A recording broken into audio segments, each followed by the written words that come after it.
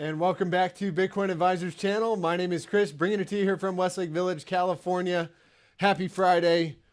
And let's get into it real quick here. I'm going to go over Bitcoin's price action. I'm going to go over some crypto news and really what the Fed said that looks like we could get a Fed pivot and turn the market a little bit more on the bullish side here. And what did the Fed say? He said that really they're not opposed to lowering the rate hikes coming into September, given the data, which comes out August. Oh, it would be July's data and August data coming into September. So a lot to come. We're going to cover the bear moon that will be going off tonight here. So since we have been vertical for the last 2 weeks, Bitcoin putting in a rally from, call it 18,000. Bitcoin's up 30%. Ethereum up 60% from the last low to the high here. So 76%, excuse me. Putting in quite a nice rally. So we'll take a look at Bitcoin and Ethereum price action, what to expect next. And let's just jump into it with the crypto news first. Biggie Smalls NFT collection sells out in 10 minutes. That's right. Owners are going to get licensing rights to unreleased freestyle. And this was announced on Tuesday. Christopher Wallace estate managers of the notorious Big's music, fashion, film, and unreleased archives dropped a collection of 3,000 non-fungible tokens that sold out in 10 minutes. The digital collectibles were dropped via the NFT platform One Of, and owners of the new NFTs now have the licensing rights to the audio of previously unreleased Big freestyle. So that's pretty cool. For all you music artists out there thinking about how are you going to start to utilize NFTs, well, there's an idea for you. Second news stop here. We got more news in Brazil. Santander, Brazil, to launch crypto trading feature in coming months, says the CEO. So the financial institution, here's how they said it, quote, "We recognize that it is a market that is here to stay, and it's not necessarily a reaction to competitors positioning themselves. It is simply a vision that our client has demand for this type of asset. So we have to find the most correct and most educational way to do it." So, I mean, they put it real simple there.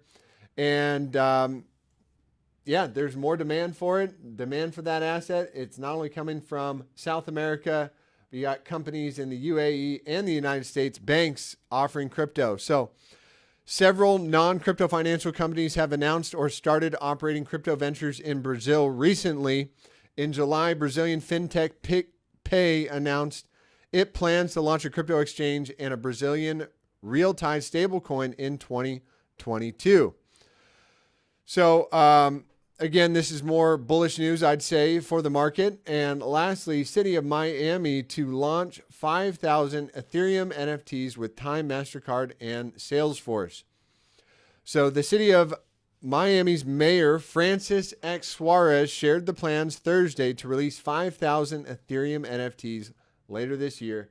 Look, despite the price being down, you know, Bitcoin being down from the highs, I believe it's 75%, but I believe it was a 75% retracement from the high to the low.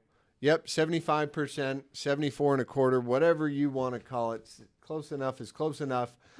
And despite the downturn in crypto, it seems like more and more institutional adoption, more development, more bullish news has been coming out over the past few months than we've ever seen before.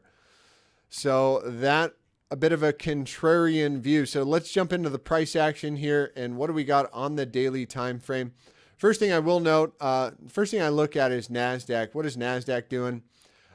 We've been talking about this over the past couple of days saying, hey, look, there was this ascending triangle. And we had a clear measure move from, call it, yeah, that was the pivot right there. We had a clear, nice measure move on this ascending triangle, pretty much hit to the T. Are we there yet? Let's see. Did we hit it yet? Not quite. It doesn't look like we quite hit it yet. And that is a measure move up to the purple 200. So we got the breakout, the retest of the trend line, and continuation. So what are the other indicators telling us? Look, we will have bearish divergence coming back from this point right here. Several drives if we cannot confirm above, in fact, this high. So even if we do get a shot up here, I would expect a rejection from 13,500.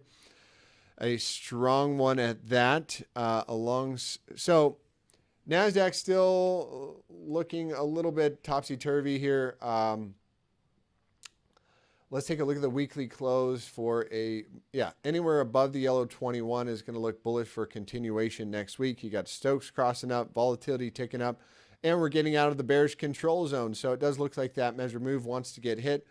And I would line that up with Bitcoin, as we did say yesterday. Any kind of a weekly closure above the purple 200 at 24,709 doesn't look like we're going to get it today. Again, the end of the month is on Sunday. The weekly closure for CMEs is coming up here today, and we did go over it yesterday when we get weekly Stokes to cross up from a low level. Typically a good indicator for a bit of a bounce, and I would not be surprised for the gap to come get filled between 27.5 and 28,000, somewhere in that region. 27.5 and, call it 29,000. I do believe we will get a bit of a resistance off of this wick here at 25. Call it, where's that coming in at? 25.35. So really the higher term time frames are beginning to take over. Let's see if we see anything on the 2-day. 2-day time frame needs to close above this high to get that continuation. Not quite there yet, but volatility is just starting to tick up and will remain up as long as we are above 19.5. So bringing it back down to the daily time frame, as long as we're closing above 22.5 or call it 22.4 on the daily time frame for CMEs, we're looking good. And that's 22.2 on spot price action. So that will likely, again, if we do get the breakout, typically what we want to see is a little bit of a breakout and then a retest somewhere down here. And then that should give us the shot up to the 27.25 region. Again, I would expect this be the area to get our first little bit of a sell-off coming in at 25.4.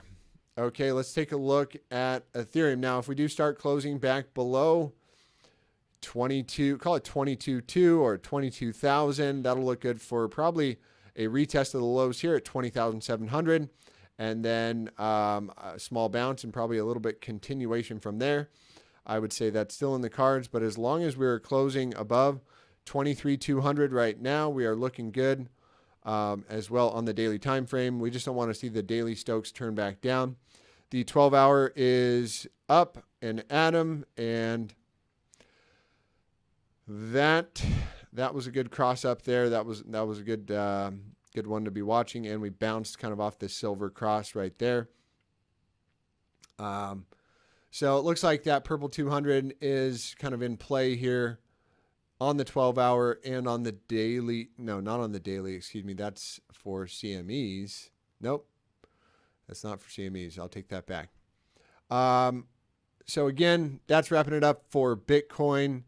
Really want to see the weekly closure on Bitcoin just above the purple 200, and that looks good for the move to that gap fill area we're talking about. Again, CMEs will be closing today. Spot price will be closing on Sunday, and we'll also have the monthly closure coming in on Sunday. And let's take it back on one of these charts. I believe it is this one. It has a bit more price action. That's Coinbase.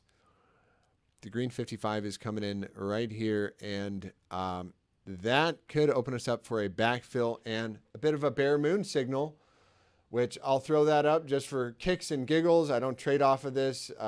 This is not technical analysis. This is just fun and games.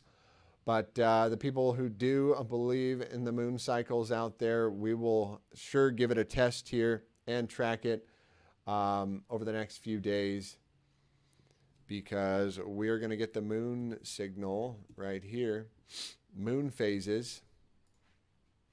So, again, the bear moons come at the top, the bull moons come at the bottom, and we will be getting that signal. It should go off, if not tonight, I would say Saturday or Sunday night. It always kind of tricks me on when the actual moon signal will appear, but you'll be looking for that bear moon signal, bear moons, and typically, you know, you're going to get some pretty big downside moves. If you look at the historical data here, this one from this moon to that moon, that was 17%. This one was 35% down. This one, a bit of a fake out. This one had a nice play as well. So it's not perfectly accurate, and that's why, you know, that was another 17% down.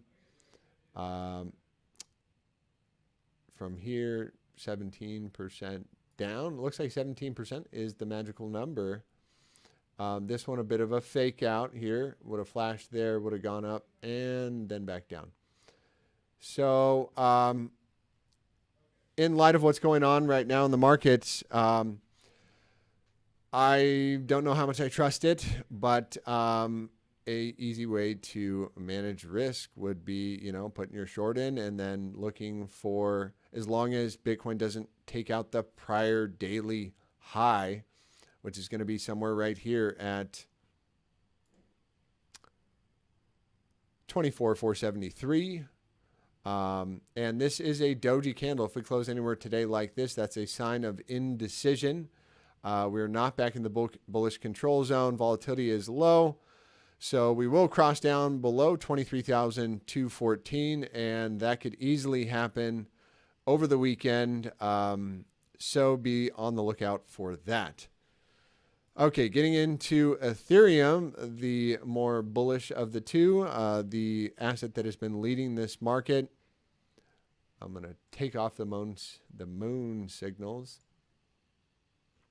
And if we do get a cross between the yellow 21 and the green 55, that is going to look bullish for a target up to 2185 on Ethereum. This is typically going to be your last major resistance level right here between this guy and this guy. So if we do start to see any kind of daily closures above this little blue box right here, that is going to look good for that move up to 21.2. And I will throw on I'll just put a little blue box of peace and prosperity or death and despair right up here, and call it a green box. And that would be the area I'm looking to for some pushback initially. And, you know, what would look good for a downside move would be something like this, right? If we pop up here tomorrow, boom, close back down below the breakdown region, somewhere right here, and then we retest, that would be the lower high, and I would target a move at least down that low. Vice versa, if we break out above here, another higher low, that's going to give you a nice shot upwards. And I'm just going to get rid of that. Oh. So that would be kind of the upside move if I was looking for an upside move there. If we take out our fib tool right here, from the high to the low based on a closing basis, yeah, it does look like we want to come up to 1861. I would look for some kind of a sell-off from that region and then kind of judge it from there. If we close above and bounce, that'll look good for some continuation. If we look at the high to the low right here, we are just breaking out above this major resistance line. And we did get the move down to the 0.5, bounced it back up. And typically when you close above this like this, you get a retest down to the 1529 level, maybe even back down here. I doubt it. I'd say if we fail below here at 1533, that'll be the line in the sand for me.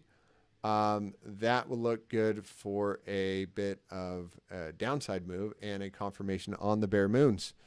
We will cross down today below 1724. Again, kind of rejecting the bullish control zone.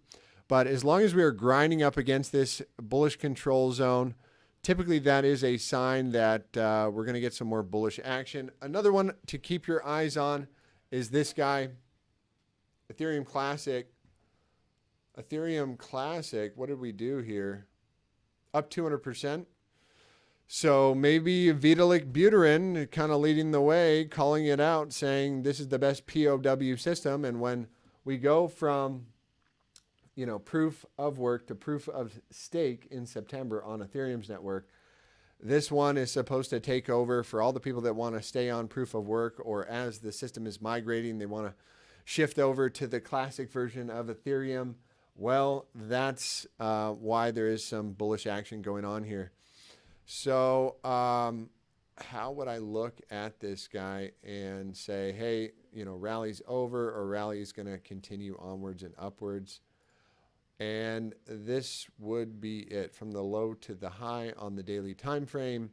If we start closing back below the 618 at 31 bucks, that is going to look good for maybe a bit more downside move to the 21.